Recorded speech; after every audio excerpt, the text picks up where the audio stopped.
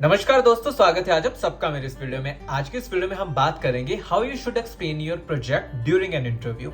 यानी कि आप अपने इंटरव्यू में अपने प्रोजेक्ट को किस तरह से एक्सप्लेन कर सकते हो, आज के इस वीडियो में हम बात करेंगे। चाहे आप एक फ्रेशर हो या फिर एक एक्सपीरियंस्ड वन, हर किसी के लिए ये चीज इंपॉर्टेंट होती है कि उसने क्या काम किया है या फिर क्या क्या प्रोजेक्ट्स बनाए होते हैं, उसको किस तरह से इलैबोरेट करके इंटरव्यू में बताना। तो ये चीज one of the most important चीज होती है जिसके बारे में सबको पता होना ही चाहिए। और बहुत ज्यादा लोग कमेंट कर रहे थे, तो फाइनली ये वीडियो मैं आप सब के लिए बना रहा हूं। So watch the video till the end. Tell me about your project. तो ये एक ऐसा क्वेश्चन होता था जो कि डेफिनेटली मुझसे पूछा ही जाता था हर एक इंटरव्यू में। तो इसमें सबसे पहले जो मेन चीज बताने की जरूरत होती है वो होता है उसका नाम, यानी कि प्रोजेक्ट नेम क्या था उस पर्टिकुलर प्रोजेक्ट का, जिसको भी आप अभी एक्सप्लेन करने वाले हो, आपको वो चीज बताने की जरूरत होती है। तो नेम को आपको प्रॉपर्ली डिफाइन करना पड़ता है कि उसका नाम क्या था, आपको वो चीज बताने की जरूरत होती है। दूसरी चीज जो कि इंपॉर्टेंट होती है वो होता है उस प्रोजेक्ट की डोमेन, यानी कि आपने किस डोमेन के प्रोजेक्ट पर काम किया है। क्या वो फाइनेंस से रिलेटेड था या फिर ई कॉमर्स वेबसाइट से रिलेटेड था, बिग डाटा से रिलेटेड था, नेटवर्किंग से रिलेटेड था, सिक्योरिटी से रिलेटेड था, एक्सेट्रा एक्सेट्रा। कोई भी डोमेन हो सकती है। तो आपको वो चीज बताने की जरूरत होती है कि आपने किस डोमेन पर उस पर्टिकुलर प्रोजेक्ट में काम किया था। तीसरी जो कि मोस्ट इंपॉर्टेंट चीज होती है वो है ब्रीफ डिस्क्रिप्शन। ब्रीफ डिस्क्रिप्शन जैसे कि हाई लेवल डिजाइन वाला डिस्क्रिप्शन हो गया। तो उसमें क्या होता है कि मान लो, अगर मैं आपको एग्जांपल दूं, मान लो कि अगर आपके पेरेंट्स ने ही आपसे पूछ लिया कि आप कंपनी में क्या काम करते हो, तो उस टाइम पे आप अपने पेरेंट्स को क्या चीज एक्सप्लेन करके बताओगे? वही फंक्शनैलिटी जो भी उस प्रोजेक्ट में इंप्लीमेंट की होती है, वही सब चीजें बताओगे ना। ऊपर ऊपर के डिजाइन को एक्सप्लेन करके बता दोगे कि यार अमेज़न जैसी एक साइट थी जिस पर आप कोई भी सामान खरीद सकते हो, किसी को ऐड टू कार्ट कर सकते हो, पेमेंट वगैरह कर सकते हो। तो वही सारी चीजें आप वहां पर एक्सप्लेन करने लग पड़ोगे। सिमिलरली आपको ये सारी चीजें उस टाइम पे इंटरव्यूअर को बताने की जरूरत होती है। डीप में जाने की जरूरत नहीं होती। ऊपर ऊपर से अगर आप ओवरव्यू भी बताओगे वो भी सफिशिएंट रहता है, जिसको हम हाई लेवल डिजाइन का नाम दे देते हैं। यानी कि आपको अंदर प्रॉपर इसके नहीं जाने की जरूरत, सिर्फ ऊपर ऊपर से बताने की जरूरत होती है। इसकी अगर आप प्रैक्टिस करना चाहते हो कि हाई लेवल डिजाइन को किस तरह से एक्सप्लेन करना चाहिए, तो मान लो कि कल को आप अपने ही किसी दोस्त को एक्सप्लेन कर रहे हो कि आप अपनी कंपनी में क्या काम करते हो, तो आपको पता चल जाएगा जो भी चीजें आप उसको बता रहे होंगे, आपको वही सब चीजें उस इंटरव्यूअर को भी बताने की जरूरत होती है। तो इस तरह से आप इजीली किसी भी प्रोजेक्ट के बारे में बहुत आसानी से बता सकते हैं। देन जब आपने ये तीनों चीजें एक्सप्लेन कर ली होती हैं, यानी कि नाम, उसके बाद उसकी डोमेन और उसके बाद उसका शॉर्ट डिस्क्रिप्शन, देन उसके बाद आपको लो लेवल डिजाइन पर ये चीजें एक्सप्लेन करने की जरूरत होती है कि आपने किस टेक्नोलॉजी पर काम किया था, कौन सा फ्रेमवर्क यूज किया था, कौन सा डेटाबेस यूज किया था, एक्सेट्रा एक्सेट्रा। कौन कौन सा आपने टूल यूज किया था उस पर्टिकुलर प्रोजेक्ट को बनाने के लिए, आपको वो सब चीजें बताने की जरूरत होती है। तो इस पार्ट में क्रॉस क्वेश्चनिंग होने के चांसेस बहुत ज्यादा बढ़ जाते हैं, क्योंकि सबसे पहली चीज, मान लो कि वो आपसे टेक्नोलॉजी से रिलेटेड कुछ पूछता है। मान लो कि अगर आपने बोला कि मैंने एक ई कॉमर्स वेबसाइट बनाई है जिसमें मैंने पाइथन और जेंगो का यूज किया था बैक एंड और इवन फ्रंट एंड पे, तो वो डायरेक्टली आपसे ये चीज पूछ सकते हैं कि यार आपने फ्रंट एंड में रिएक्ट का यूज क्यों नहीं किया, या फिर आपने बैक एंड में नोड का यूज क्यों नहीं किया। तो आपको ये सब चीजों की प्रेपरेशन जरूर करके रखनी चाहिए।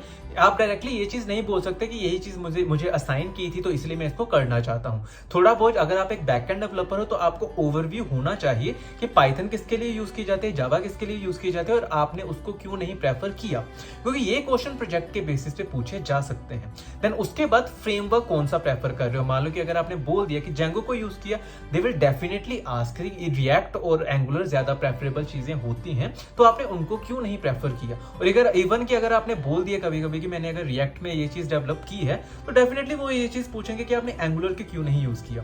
तो ये सब क्वेश्चन को आपको प्रिपेयर करने की जरूरत होती है बिफोर एक्सप्लेनिंग एनी प्रोजेक्ट, क्योंकि इस टेक्नोलॉजी वाले स्टैक में बहुत ज्यादा चीजें आ जाती हैं कि आपने प्रॉपर्ली डेटाबेस कौन सा यूज किया है। अगर आपने बोल दिया कि पोस्टग्रेसक्यूएल यूज किया, तो वो पूछेंगे कि मोंगोडीबी क्यों नहीं यूज किया, या फिर उसको कब कब यूज करना चाहिए। तो ये सारी चीजें इस सेगमेंट में आ जाती हैं। उसके बाद आपको अपने टीम मेंबर्स के बारे में बताने की जरूरत होती है कि जो भी आपकी रोल्स एंड रिस्पॉन्सिबिलिटीज थी उस पर्टिकुलर प्रोजेक्ट में, जो आपने काम किया उसके बारे में बताने की जरूरत होती है। तो सबसे पहले आप अपना टीम साइज के बारे में बता सकते हो कि यहाँ वहां पर 3 लोग काम कर रहे थे, 5 लोग काम कर रहे थे, 50 लोग काम कर रहे थे उस पर्टिकुलर प्रोजेक्ट के लिए। तो आप वो सब चीजों के बारे में बता सकते हो। देन उसके बाद आपको अपनी रोल्स एंड रिस्पॉन्सिबिलिटी बताने की जरूरत होती है कि आप वहां पर क्या काम करते थे। अब मान लो कि अगर आप वहां पर कोई फ्रंट एंड डेवलप कर रहे हो तो आपने टेम्पलेट वाला पेज Django में बना दिया, तो आप उसके बारे में बता सकते हो। उसके बाद अगर मान लो कि आपने कोई एपीआई डेवलप कर उनको दी है तो आप उसके बारे में बता सकते हो।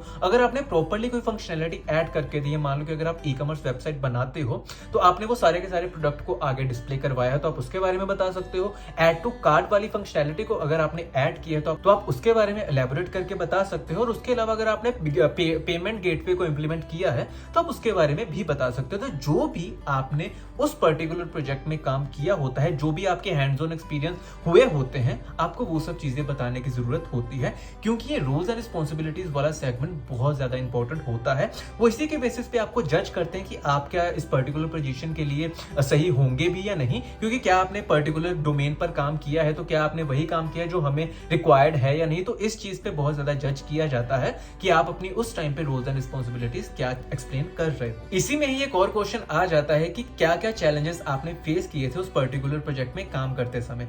तो हर एक बंदा कोई ना कोई चैलेंज तो डेफिनेटली फेस करता है, चाहे इनिशियल लेवल पे हो या फिर डिप्लॉयमेंट के टाइम।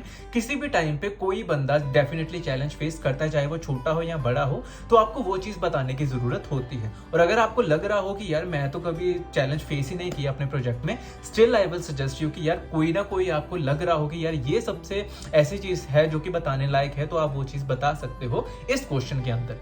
इसमें मैं आपको एक अपने दोस्त की कहानी बता सकता हूँ। वो जनरली क्या चीज कहता है, वो ये चीज कहता है कि सर उसको एक टेक्नोलॉजी में काम करने को दे दिया गया था। उडो टेक्नोलॉजी थी, जो कि जैसे मान लो कि पाइथन में ही फ्रेमवर्क है एक उडो, तो उसमें काम करने के लिए दे दिया गया था और उसको उसके बारे में कुछ पता नहीं था। मंडे को उसका इंटरव्यू कंडक्ट करवाया गया था क्लाइंट के साथ और उसको बोला गया था कि अगर ये शॉर्टलिस्ट हो जाता है तो ये प्रोजेक्ट हमारी कंपनी में आ जाएगा। तो उसको सिर्फ 2 दिन का टाइम दिया गया था। फ्राइडे को इन्फॉर्म किया था कि सैटरडे संडे वो प्रिपेयर कर सकता है उडो में। तो मंडे को उसका इंटरव्यू हुआ। तो मंडे को जब उसका इंटरव्यू हुआ तो वो प्रोजेक्ट में शॉर्टलिस्ट हो गया और उसके बाद वो प्रोजेक्ट उसकी कंपनी में आ गया और उनको 2 महीने में उन्होंने जो भी उसकी रिक्वायरमेंट थी उस सब चीजों को डिलीवर कर दिया। तो ये उस टाइम पे उसके लिए चैलेंजिंग सिचुएशन थी कि 2 दिन में उसको ऐसी टेक्नोलॉजी को पढ़ना था जिसके बारे में उसको कोई भी आइडिया नहीं था।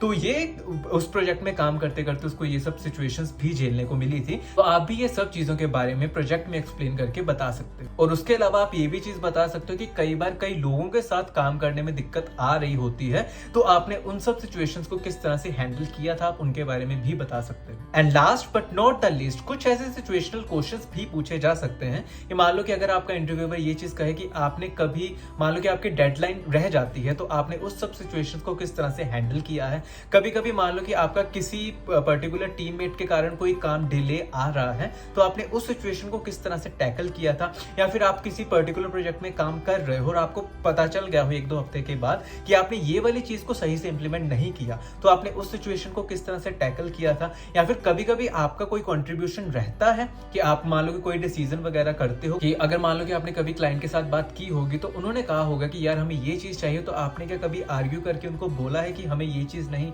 इसको अगर हम इस तरह से इंप्लीमेंट करेंगे तो वो ज्यादा बेनिफिशियल रहेगा। तो ये सब सिचुएशनल क्वेश्चंस भी आपसे उस दौरान पूछे जा सकते हैं। अब इसकी प्रेपरेशन किस तरह से करनी चाहिए वो तो जितने आप इंटरव्यूज क्रैक करोगे तो आपको समझ में आ जाएगा। लेकिन हाँ, ये सारी की सारी चीजें होती हैं जो कि आपसे प्रोजेक्ट के बारे में पूछी जा सकती हैं। और जब भी आपसे कोई भी ये चीज पूछे कि tell me about the project, तो आप ये सारी की सारी चीजें उनको उस दौरान एक्सप्लेन करके बता दीजिए। तो आई होप कि ये वीडियो आपके लिए काफी ज्यादा हेल्पफुल रही होगी। तो इसी के साथ अगर आपका कोई भी डाउट रह जाता है तो कमेंट सेक्शन में जाके कमेंट करके जरूर बताइएगा। तो इसी के साथ आज के लिए बस इतना ही। अगर आपको मेरी वीडियोस या फिर मेरा काम अच्छा लगता हो तो मेरे चैनल को सब्सक्राइब करना बिल्कुल भी मत भूलिएगा, ताकि मैं ऐसी वीडियोस आप तक और भी लेके आ सकूं। धन्यवाद।